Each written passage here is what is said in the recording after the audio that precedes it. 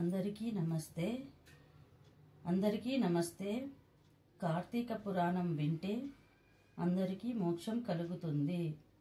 కార్తీక పురాణము 1వ అధ్యాయము. వశిష్ఠముని జనక మహారాజుకు కార్తీక మాస విశిష్టతను వివరించుట.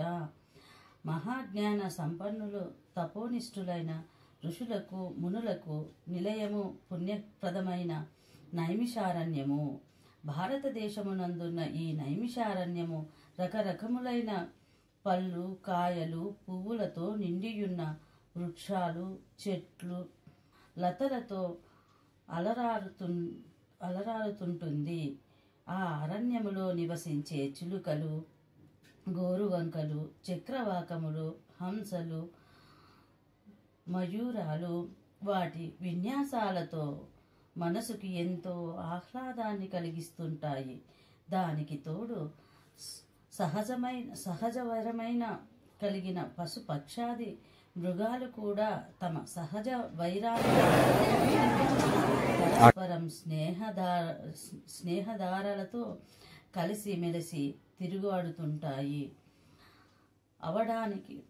అవడానికి అరణ్యమే అయినా యజ్ఞయాగాద క్రతులతోనూ పురాణ ఇతిహాస ప్రవచనాలతోనూ వేదాంగాది చర్చలతోనూ నిండి పరమ పవిత్రమైన భూలోకములోని స్వర్గమేమో అనిపిస్తుంది. అంతటి మహోన్నతమైన ఋషి వాటికలో సుప్రసిద్ధులైన వాడు సూత మహర్షి వేదాంగ విజ్ఞాన ఘనుడు, పురాణేతిహాస ప్రవచనకర్త, భూత భవిష్య వర్తమానాలను తెలిసిన మహాజ్ఞాని. తనకు గల మధుర మంజుల వచో సామర్థ్యంతో వేద ధర్మాలను, వేద విజ్ఞానాన్ని సవిస్తారంగా వివరించి చెప్పగల మహామేధావి. సాక్షాత్తు భగవత్ స్వరూపుడైన ఆ మహనీయుని వలననే నైమిషారణ్యం పరమ పవిత్రమై, సకల విజ్ఞాన క్షేత్రమై, మానవ ధర్మ ప్రబోధనకై ప్రకాశిస్తున్నది. ఒకానొకనాడు నైమిషారణ్యంలోని ఋషులంతా సూత మహర్షుని దగ్గరకు వచ్చారు. తన వద్దకు వచ్చిన మహర్షులందరినీ సూతుడు గౌరవించి కూర్చోబెట్టి, అందరూ ఒకేసారి వచ్చిన కారణమేమిటి అని ప్రశ్నించారు. వచ్చిన వారిలో ఒక్కడైన ఋషులందరికీ నాయకుడైన శౌనకుడు సూత మహర్షికి నమస్కరించి, మీ కారణంగానే మేమింత సమస్త వేద విజ్ఞాన సంపన్నులమై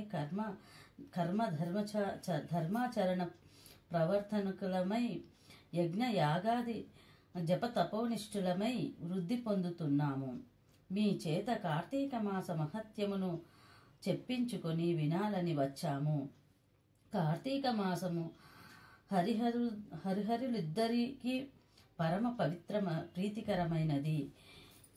ఈ మాసములోని 30 రోజులు పరమ పవిత్రమైన పర్వదినాలే. ఈ మాసంలో చేసిన స్నాన జప తప దానాలకు అపారమైన ఫలసిద్ధి లభిస్తుందని విన్నాము. అంతటి విశిష్టమైన కార్తీక మాస వైభవాన్నంతటినీ సమస్త విశేషాలతో సవివరముగా వినిపించి మమ్మల్ని కృతార్థులను చేయవలసినది అని సవినయంగా ప్రార్థించాడు. సూతుడు, మునిశ్రేష్ఠులారా, మీ కోరిక పరమ ఆమోదకరము. మీరన్నట్టే కార్తీక మాసము అత్యంత పుణ్యఫలప్రదమైనది. ఈ మాసం కేవలం హరిహరులకు మాత్రమే కాదు, సమస్త దేవతలకు ప్రీతిపాత్రమైనది. ప్రతి మాసంలో ఏదో ఒక రోజు పర్వదినం ఉంటుంది. కానీ ఈ కార్తీక మాసం నెల రోజులు పర్వదినాలే. ఈ మాసం ధర్మ కార్యాచరణలకు, నియమనిష్టలకు నియమము. ఈ కార్తీక మాస మహత్యం విన్న వారికి పుణ్యగతులు లభిస్తాయి. ఈ మాసంలో కర్మసాక్షి అయిన సూర్య భగవానుడు తులారాశిలో సంచరిస్తుంటాడు. కనుకనే ఈ మాసంలో చేసిన పూజలు, వ్రతాలు, దాన ధర్మాలు, దీపదానాలు, నక్తములు, ఉపవాసములు, పురాణ శ్రవణములు అనేక జన్మలలో చేసిన పాపాలను పరిహరింపజేసి పుణ్యగతులను ప్రసాదిస్తాయి. అభీష్ట సిద్ధి లభించి జీవితం సుఖమయమై సాగిపోతుంటుంది. ఇహపరాలలో ఉత్తములై వర్ధిల్లుతారు. మానవ శ్రేష్టాభిలాషుడై తరించే మీకు ఈ పురాణాన్ని వివరించడం వలన నేను ఉత్తమ గతిని పొందుతాను అన్నాడు. మహామునులారా, ఈ కార్తీక పురాణము గురించి స్కంద పురాణంలో ఉంటుంది. దీనిని మొట్టమొదట పరమేశ్వరుడు పార్వతీదేవికి, శ్రీమన్నారాయణుడికి, శ్రీ మహాలక్ష్మికి, చతుర్ముఖుడు బ్రహ్మదేవుడు నారద మహర్షికి, నారదుడు వశిష్ఠ మహర్షికి, వశిష్ఠుడు జనక మహారాజుకి వివరముగా చెప్పారు. వశిష్ఠుని దయ వలన ఈ కార్తీక మాస మహత్యాన్ని వినే అదృష్టం నాకు కలిగినది.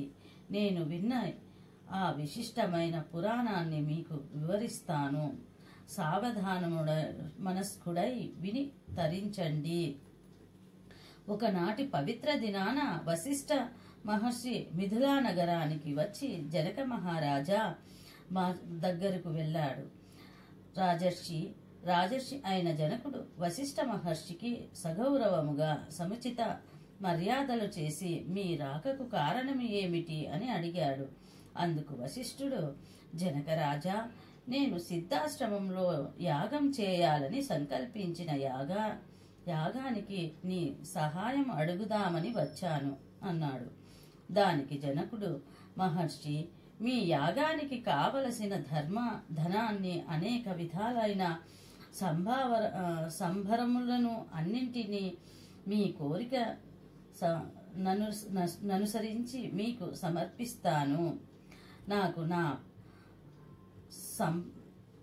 సంపదలకు ఇంతకంటే గొప్ప ప్రయోజనం ఏముంటుంది అంటూ వినయంగా అంగీకరించాడు.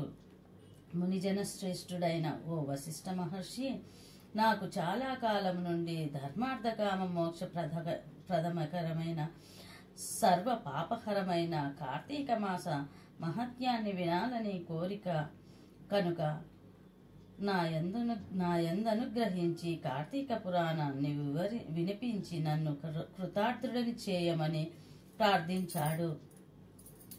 విశ్వశ్రేయస్సును కోరుకునే వాళ్ళకి, భక్తి గల వారికి ఈ విధమైన కోరికలు కలుగుతుండడం సహజమే.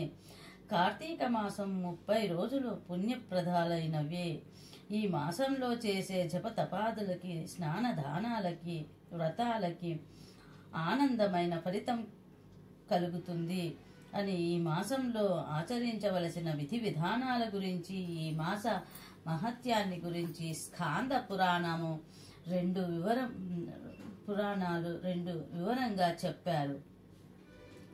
స్కాంద, పద్మ పురాణాలు రెండు వివరముగా చెప్పాయి. ఈ కార్తీక మాసంలో సూర్యోదయ కాలానికి ముందు చేసే స్నానం పరమ పుణ్యప్రదం. ఈ మాసంలో గంగా నది సమస్త నదీ జలాల్లోనూ, కాలువలు, చెరువులు మొదలైన జలాశయాలన్నిటిలోనూ అంతర్లీనంగా ప్రవహిస్తూ ఉంటుంది. స్నానంతో పవిత్రులై పుణ్యప్రదమైన శరీరంతో చేసే దాన ధర్మాలు అనంతమైన ఫలితాన్ని ఇస్తాయి. ఈ మాసంలో చేసే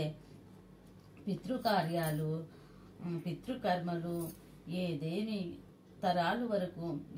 తరాలు వరకు పుణ్యగతులను కలిగిస్తాయి. ఈ కార్తీక స్నాన వ్రతాదులను ఆచరించడానికి స్త్రీలు, పురుషులు, బాలురు, యువకులు వార్ధక్యంలో తేడా